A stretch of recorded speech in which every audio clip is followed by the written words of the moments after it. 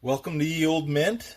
My name's Eric, and today we are working on a Ye Old Mint poker chip. So, I don't know how great you can see that, but that is the first part of the die. Okay, we're going to put that in there. Second piece that goes into our coin anvil is the collar.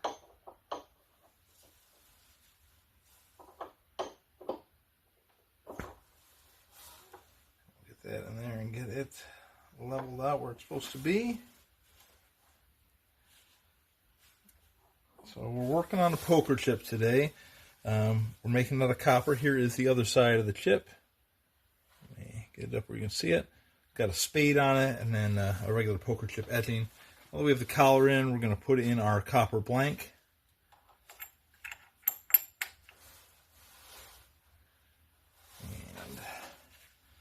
Line up our die, putting our cap on our die, and finally 14-pound sledgehammer.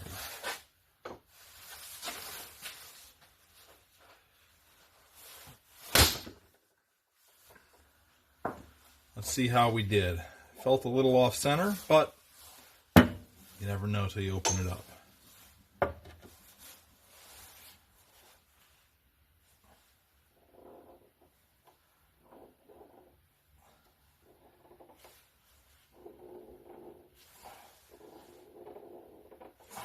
In there, good. There we go.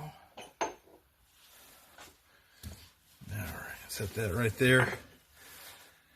When you strike the blanks like that, they push out to the edge of the collar right here, so they kind of get stuck in there. This is just a 1 1/4 inch dowel rod.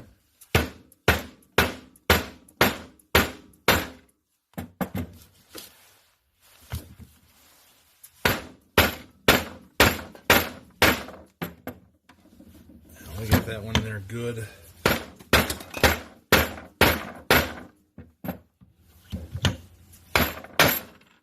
There we go. Then we got it out. You can see, I don't know how great that came out. It's not bad. It is Ye Old Mint. And then the spade on the reverse. All right, that is how we're making them today. First, we're going to grind some. We'll be right back. All right, we're back. Got a mini bench grinder here. Collar we were just using to mint.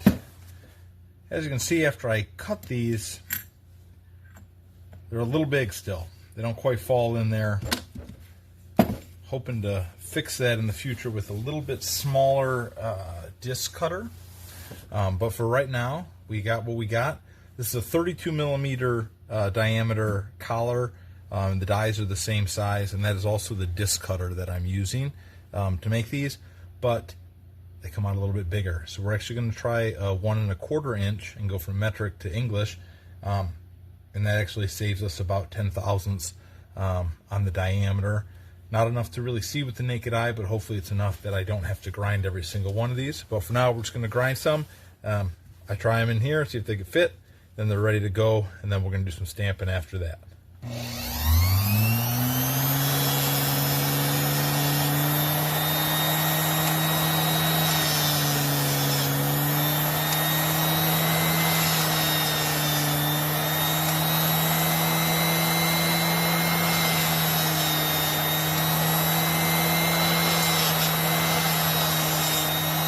Not sure how much you guys can hear me. This is the first video on the channel, so kind of a test video. You'll be learning with me. This is a new hobby for me and a new activity. Started looking into ancient Roman and Greek coins and got kind of fascinated with how they were made. And that led me to decide to try to make some of my own blanks and kind of to learn how. We're working on a poker chip set, hoping to turn this into a small business where we're doing kind of custom tokens or coins, so to speak, for people, and work our way into, you know, special events, weddings, new business being open, that kind of thing, and hopefully eventually also get it into the point where we can start putting QR codes on these guys.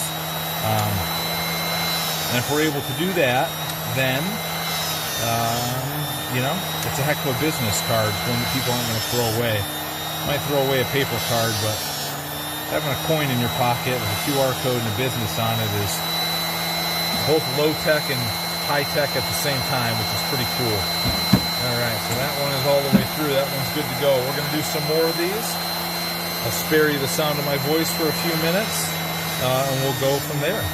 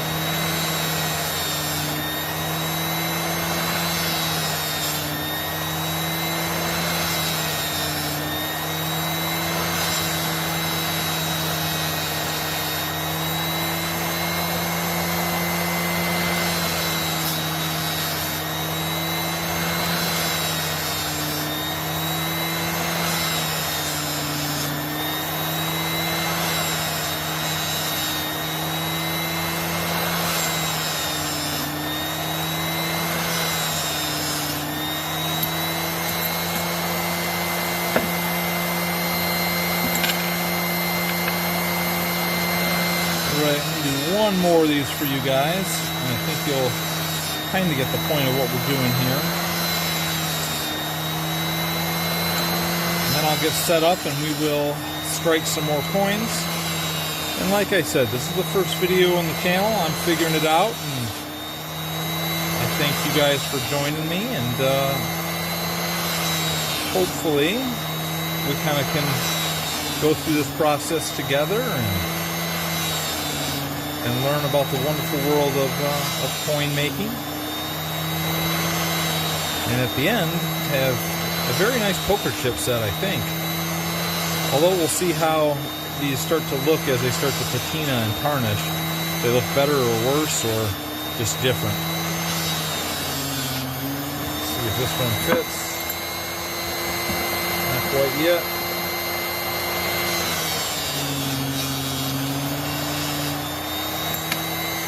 That'll do it.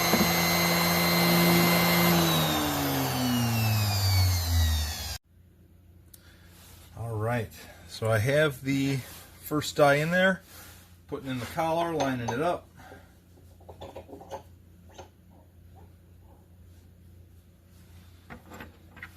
In goes our blank, which is already a nice tight fit. And then lining up our second die. Can't quite see it, but there are little lines on the side of these. Pretty tough to see on there. They're pretty faint, but that lets me line it up with the die below it. there's also lines on the collar, so everything kind of lines up as it goes. And then this cap, it's actually perfectly smooth. I know it looks like it's not. The hammer actually rubs off before this does. This is harder than the hammer, but this little kind of 1-inch spot is where I'm trying to get to every time on there to get a nice smooth strike.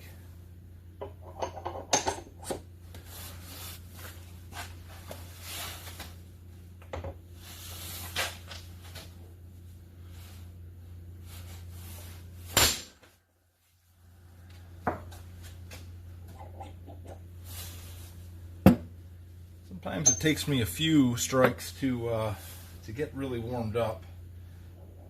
I don't know how many of you folks swing sledgehammers on a regular basis. It's been a long time since I did it prior to getting into this, but a 14-pound sledge is more than I normally would used to handle.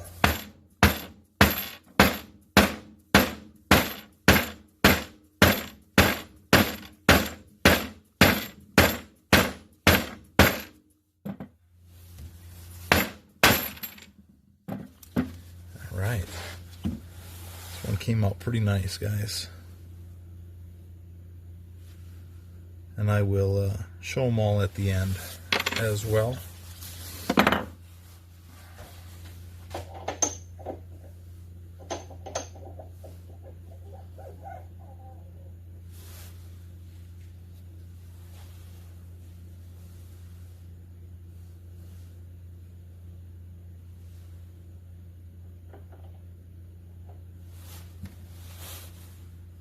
But it takes me a few swings sometimes to get all the way warmed up. So usually 6th, 7th, 8th strike, they start to look a little better because I'm getting a little bit bigger swing on it.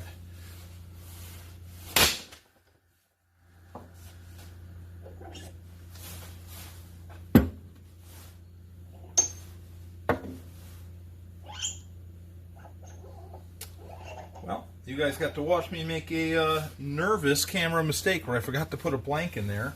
Luckily, the dies are very, very hard, so that was a completely wasted strike, but luckily I didn't break anything. And the dies don't destroy each other, so let's try this again.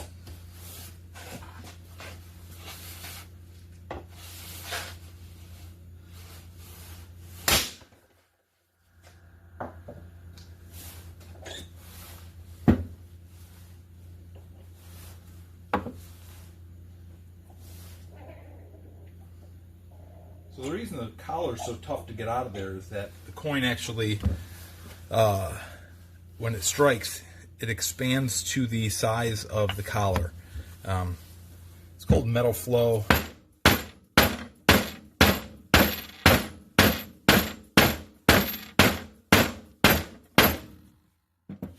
And it pushes out the metal to the outside edge. And that causes it to kind of stick because it's pushed right up against the side. So you can see on this one, a little bit lighter here at the very top. I didn't get quite an even strike on it. The spade side looks fantastic. That size tends to do that. You notice it more on the lettering. Still an acceptable strike. Still fine. You can still read it. Not as good as I would like. And when I put it next to some of the other ones here before the end and you see it, you'll be able to tell the difference. So we're going to do a few more here and then kind of call it a night.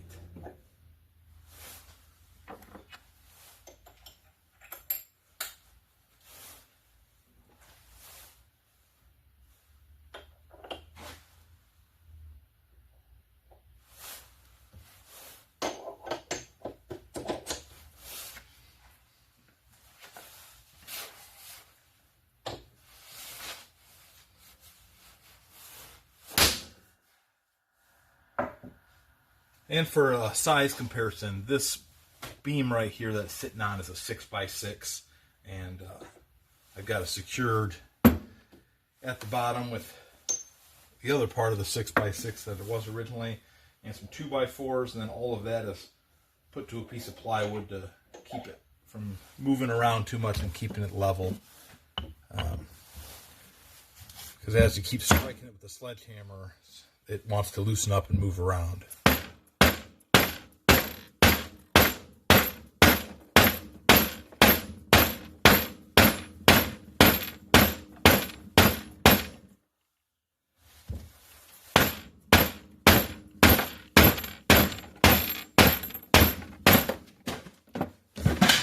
I'm making quite a mess here in the garage tonight.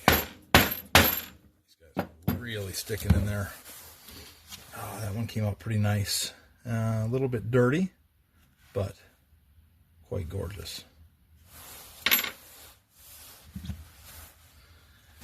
As you can see, this thing gets a good bit of use, and this whole green part here is got different imprints of the coins on them. I should probably flip it around and not get green all over them.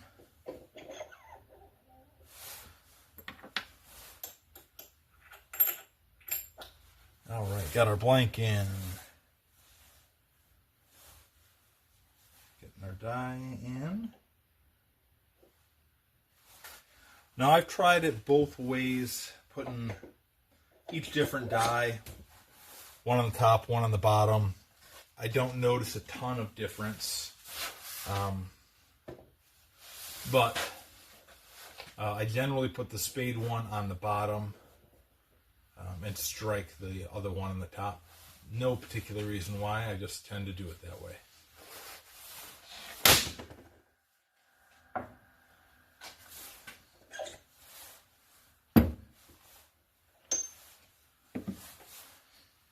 Oh, but the reason the collar is so tough to get out of this thing sometimes is that it's not quite airtight in there. It's a tight fit, and then, like I said, how the coin expands right to the edge of the collar. So.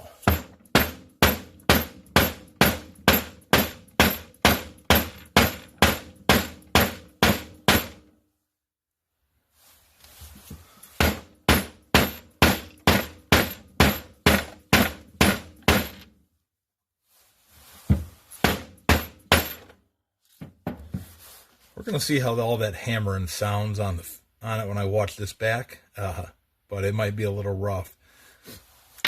We are going to put these in. I've got a tumbler. Probably won't show that in this video, but it is something that I have and that I can use to kind of clean those coins up with. And it's just a little jewelry tumbler, similar to a rock tumbler, if anybody's ever used one of those. It's got some stainless steel in it. That one doesn't quite fit, so I think that'll be all the ones that we do tonight. But I will hold out the 5 that we've done so far, so you can kind of see them, and I'll lay them out here so we can get a little bit better view of them, and I'll zoom up on them so you can kind of see what we're looking at.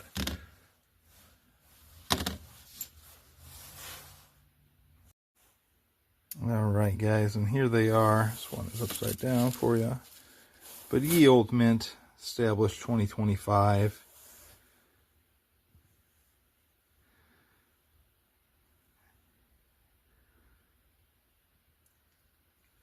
Thank you very much for watching. You guys have a great day and a wonderful evening. And, you know, if you can support the channel, like, subscribe. We're going to go on this journey together. And I hope to see more of you on here soon. Thank you much. Bye.